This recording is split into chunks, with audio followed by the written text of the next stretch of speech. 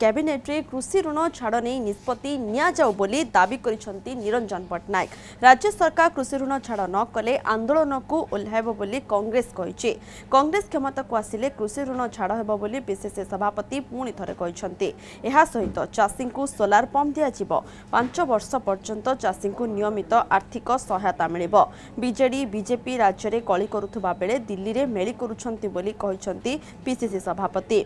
सेपटे बीजेपी सभापति बसंत पंडा कहते जे कांग्रेस 50 वर्ष धरी देश में और 40 वर्ष धरी ओडिशा रे शासन रे थिला।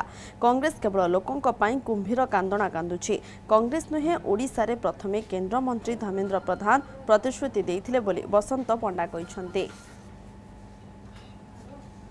आमे ऋण छाड़ कथा कहूनु ऋण छाड़ दुई थर हेछि तार उपकार चाषी मैंने पाई नांती ता सहित आमे सोलार पंप दबु 5 वर्ष पाई फाइनेंशियल असिस्टेंस दबु सी जमी खाली सेतिक नुहे आमर चिंताधारा अच्छी चाषी मानक पई प्रत्येक जिला कलेक्टर जो मैंने एग्रीकल्चर ऑफिसर है जो डिस्ट्रिक्ट एग्रीकल्चर ऑफिसर है से जिलार सबू गाँव माटी को परीक्षा कर से माटी को परीक्षा करी को गाँव रे को माटी रे की फसल हेले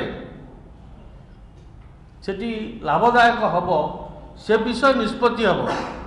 50 वर्ष धरिकी भारत वर्ष रे एवं 40 वर्ष धरिकी ओडिशा रे शासन भारर दायित्व रे थिला एवं कांग्रेस रो गाँ गरीब किसान मजदूर को शोषण करबार कारण शिक्षा स्वास्थ्य सम्मान रु समाज को वंचित रखबार कारण विभिन्न प्रकार भ्रष्टाचार रे लिप्त हेबार कारण शासन रु विताड़ित होइछि।